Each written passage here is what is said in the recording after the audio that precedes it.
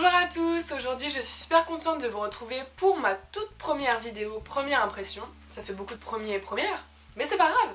Aujourd'hui je suis assez contente de vous retrouver pour vous faire la première impression de ce fond de teint-ci, voilà. Eh oui, yes, applaudissez, applaudissez. Merci, j'ai mis des économies dedans, donc applaudissez encore une fois. Merci. Donc vous aurez bien compris de quoi j'avais parlé, c'est le fond de teint de chez Kat Von D. Alors écoutez, c'est parti, on va plus attendre. Allez, on va se voir avec moi avec une tête dégueulasse. Allez! Donc on va commencer avec le Beauty Blender, donc, qui est préalablement humide, évidemment, toujours pour appliquer son fond de teint. Et donc le fameux fond de teint. Alors pour ce qui est de la petite histoire, moi je l'ai choisi par mes soins. C'est-à-dire que je l'ai payé de ma poche déjà. Voilà, voilà, je crois que j'ai payé dans les alentours de 35 €, quelque chose comme ça, je vous mettrai le prix juste là. Et c'est la teinte Light 46 Cool. Et en fait je l'ai retenue surtout parce qu'il y avait le mot cool dedans. Donc. Après j'espère ne pas m'être trompée parce que je suis pas experte en fond de teint, loin de là. Super joli. Déjà rien que dans la boîte je le trouve super sobre. Et en même temps il a des détails en fait sur les côtés du bande en fait qui nous fait penser un peu en version pierre, et je trouve ça vachement joli en fait, comme vous pouvez le voir à la lumière là, si je bouge, c'est un espèce de vernis par rapport à la boîte elle-même en fait. Le packaging aussi, il est juste magnifique. Bon alors je l'avais déjà vu dans des vidéos YouTube, mais de le voir en vrai ça fait aussi plaisir, putain. Ça se présente comme ceci, donc par contre c'est un fond de teint qui est relativement petit, hein, il fait un peu plus de la moitié de mon crâne, mais bon, enfin de ma tête je veux dire. En fait il est sobre, il est sobre. Il y a son nom, le kit, Kat Von D, et Kat Von D aussi gravé dans l'espèce de... comment on pourrait appeler ça? L'espèce de bouchon qui vient de s'en aller. Fermer l'ouverture, et je trouve ça vachement plus hygiénique en fait. Donc franchement c'est grave cool. On va commencer à appliquer ça sur ma main. Je mets toujours ça sur ma main, moi je vais mettre une pompe pour le moment, de manière à ce que vous puissiez voir. La première pompe ne marche pas, la deuxième non plus, et la troisième elle marche. Ah ouais, en fait il me paraît assez foncé. Attendez, je vais essayer de pas le salir. Voilà. Donc pour le moment on en est là. Je vais essayer de voir si une pompe ça suffit ou pas. Ce qui est cool c'est que là je vais pouvoir le tester à fond, parce que comme vous pourrez le voir, attendez je vais regarder à mon miroir en même temps pour vous en parler. J'ai des ridules là, surtout sur mon œil droit en fait, sur mon cerne droit. Et enfin voilà, je suis pas mal cernée. Donc on va tester la capacité à camoufler les cernes, même si c'est pas un anti-cerne, hein, je le précise. J'ai pas mal d'imperfections là, là, enfin voilà, ma peau en ce moment elle est dégueulasse, je sais pas ce qu'elle a. Je pense que c'est dû au stress aussi, enfin bref. Ce que je peux vous dire c'est que quand c'est un fond de teint liquide, en fait vous êtes obligé de faire du centre jusqu'à l'extérieur en fait. Pas l'inverse parce que sinon ça sera pas assez diffus. Et pour la petite anecdote, oui j'ai les yeux déjà maquillés, enfin du moins le fard, et les sourcils parce que je me maquille généralement dans ce sens là et après je mets mon fond de teint. Donc j'allais pas mettre une évaluation à un fond de teint sans le faire comme ce que je fais habituellement, ça serait pas légitime je trouve. Bon bref, je parle et je le mets pas. En fait j'ai peur. Non vas-y, on va y aller.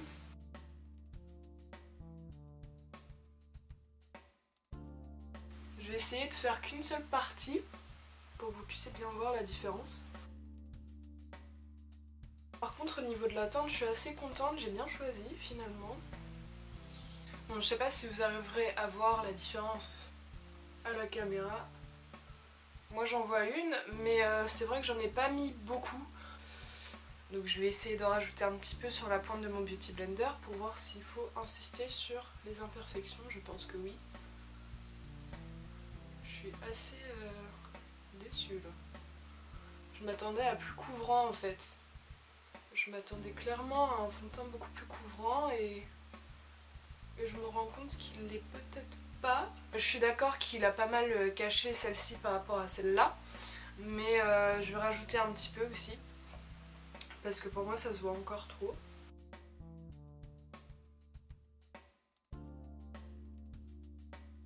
Je suis d'accord qu'il file pas dans les plis là déjà, parce que comme vous pouvez le voir j'ai des rides du lion. Voilà.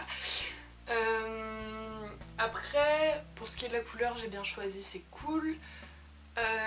Après, ce qui est pour sa diffusion, je le trouve assez simple à appliquer, assez pratique. Par contre, au niveau des cernes, je trouve qu'ils cachent bien. Mais si vous les avez, pas trop marquées en fait. Parce que moi, elles sont assez bien marquées et c'est-à-dire que comme vous pouvez le voir là, elles sont bleutées en fait. Donc c'est un peu impossible de cacher ces cernes, sauf si vous utilisez une pâte verte en fait. En gros, il illumine pas mal au niveau des tempes, ici. Après, pour ce qui est des imperfections, je trouve qu'il pourrait mieux cacher.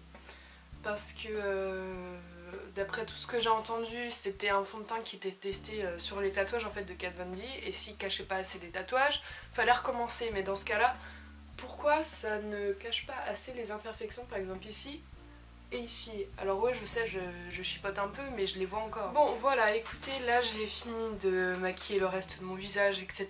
etc. Assez effet poupée. Et c'est vrai que j'ai pas l'habitude d'avoir une peau un peu comme ça, alors je sais pas. La meuf qui regarde son visage mais qu'en même temps elle change ses cheveux, c'est moi. Tenue 24 heures, couvrance complète, fini mat sans transfert. C'est vrai qu'il est mat mais je le trouve quand même assez lumineux au niveau ici. Écoutez, je vais pas pouvoir le porter 24 heures aujourd'hui, quand même. Mais je reviendrai au fur et à mesure de la journée pour vous parler plus en détail de l'évolution, s'il s'oxyde, s'il se déplace, vous savez, enfin plein de choses. Donc voilà, écoutez, je vous dis à tout à l'heure. Je vous retrouve donc, il est 16h à peu près, à 5 minutes près, voilà. Donc ça fait 6 heures que j'ai appliqué mon fond de teint puisque je l'avais mis du coup à 10 heures. Donc ce que je peux vous dire, c'est qu'il n'a pas bougé. Tout simplement, en fait, j'ai l'impression, je découvre avec vous en fait, parce que j'avais pas plus que ça regardé, mais il n'a pas l'air d'avoir bougé. Pourtant je me suis mouchée du nez. En même temps, tu veux te moucher d'où à part du nez? Bougé. Après là, je peux voir juste ici, donc sur le front et sur le nez, un petit peu de zone de sécheresse. Bon, déjà de base, ma peau est super sèche, alors forcément, voilà. Mais ça ne marque pas beaucoup les marques de sécheresse, bon hormis ma ridule, mais ça l'a été depuis le début et ça le sera jusqu'à ce que je me démaquille ce soir. Bon, je vous retrouve à 18h et quelques, du coup avec une lumière beaucoup plus dégueulasse, hein. Je suis désolée mais je peux pas faire autrement pour le moment, j'ai pas encore d'éclairage, pas de micro, enfin j'ai juste une caméra et un trépied, donc bref, c'est des conditions pas terribles. En fait je me rends compte que une vidéo première impression je pourrais pas en faire souvent. Parce que la qualité est dégueulasse, mais bon bref, ce que je peux vous dire en tout cas, sans vous mentir et en regardant dans mon miroir qui se trouve juste là, honnêtement il ne s'est pas du tout déplacé, pas du tout, c'est assez ouf. Franchement, tenue 24 heures, peut-être que c'est vraiment le cas, je pense. Là je peux pas vraiment tester comme je vous l'ai dit juste avant. Mais je suis assez choquée en fait qu'il marque pas non plus les zones de sécheresse, parce que généralement je suis assez irritée au niveau du nez, et là rien du tout quoi, enfin franchement j'ai rien d'autre à dire là pour le moment. Donc mon tatouage, si vous ne le connaissez pas, donc il s'étend de mon épaule jusque dans la nuque, enfin bref on n'est pas là pour parler de mon tatouage, j'en ai fait une vidéo complète que je vous mettrai en barre d'infos si ça vous intéresse, avec mes conseils et tout le bordel quoi. Je suis choquée les gars. Je suis choquée. Genre je vois... J'en perds mes mots. Ah non mais je suis choquée. Genre en fait je peux cacher mon tatouage si je veux. Faudrait que j'arrive à vous montrer une différence. Quand même là. Ah, mes cheveux. La différence je pense qu'elle est assez flagrante. Je suis en train de me tuer les selles pour vous le montrer, c'est génial. Voilà, il est bientôt 22h et du coup le fond de teint n'a pas bougé. Donc je vais vous donner les notes. Donc en couvrance, je mettrai une note de 7 sur 10 parce que pour moi, il ne cache pas assez les imperfections. Vraiment, je suis à la recherche de ce fond de teint qui va vraiment bien cacher dès la première application mes petites rougeurs, et pourtant moi j'en ai des toutes petites et comme vous aurez pu le voir en début de vidéo, ça les cache pas beaucoup je trouve. Donc voilà, un petit peu déçue pour ça, surtout d'après un fond de teint qu'on parle souvent, vraiment là en ce moment, Kat Von D, vous commencez vraiment à en avoir marre je pense. On en entend partout sur YouTube, donc voilà. Ah là, la lumière a commencé à aller mieux. Au niveau de la tenue, je mettrais une note de 9 sur 10 parce que vraiment, ça n'a pas bougé quoi. C'est au même endroit depuis 10 h du matin quoi. Je suis assez choquée. Donc voilà, une très très bonne tenue. Ensuite, pour ce qui est de la matité, je mettrais 8,5 sur 10 quand même parce qu'il est mat, c'est vrai, mais comme je vous l'ai dit, je trouve qu'il fait un teint lumineux et qu'il est un peu glossy en fait, juste ici sur les tempes. Je me répète encore une fois, mais enfin, ça perd pas son effet quoi. Je trouve qu'il est mat, mais qu'il est pas, enfin, qu'il est lumineux en fait. Voilà, donc matité, voilà. Ensuite, pour ce qui est du packaging, moi je mettrais une note de 8 sur 10. Alors je vous explique pourquoi. Parce qu'en plus le packaging c'est un peu toute ma vie. Moi personnellement je suis pas fan non plus. J'aime bien le principe de la pompe comme ça, mais enfin clairement je sais déjà que je vais mettre du fond de teint juste ici, elle est en fait sur cette matière, donc je me dis bon voilà quoi. C'est pour ça que je lui mets 8 sur 10 parce que au niveau de la saleté après c'est pas très joli et s'il faut tout le temps de nettoyer c'est un peu la galère quoi. Mais le principe du bouchon comme ça pour pas salir juste l'embout c'est plutôt top par contre. Ensuite au niveau du rapport qualité-prix, alors c'est là que j'ai mis la pire note, c'est 6,5 sur 10 parce que j'estime quand même que 35 €, enfin 34,50 j'ai regardé tout à l'heure pour faire le montage du coup, je trouve que c'est quand même assez onéreux pour un fond de teint qui fait même pas la moitié de la tête, enfin je suis assez choquée du prix, je vous avouerai, c'est plus à mon avis la marque qu'on paye encore une fois et pour moi il les vaut pas assez en fait. Enfin, vous aurez bien pu voir sur mon tatouage, là quand je vais me laver, je vais enfin pouvoir l'enlever. Vous avez bien vu sur mon tatouage, ça le couvre, mais on le voit encore quoi mon tatouage, donc bon. Voilà, donc ça nous fait une moyenne de 7,6 sur 10, voilà. Donc moi mon verdict ça serait, je regarde en même temps, hein, pardon. Que pour les peaux sans imperfection, ça ira parfaitement. Franchement, si vous cherchez juste un fond de teint pour couvrir vos cernes, je suis d'accord qu'il les couvre.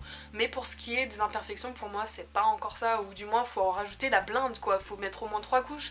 Et moi, je suis pas quelqu'un qui va mettre 3 couches de fond de teint, en fait. Loin de là, moi, je cherche plutôt du naturel, mais quand même que ça fasse le job, quoi.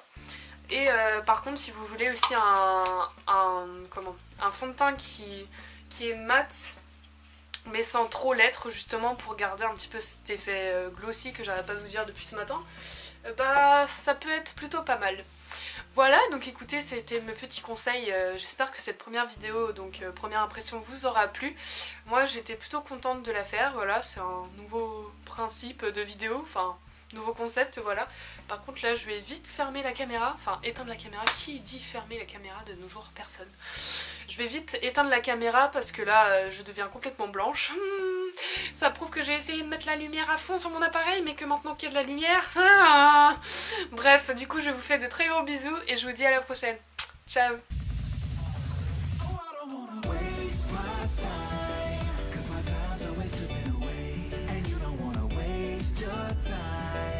Tomorrow's not promised today, and we ain't gotta talk about this, talk about that.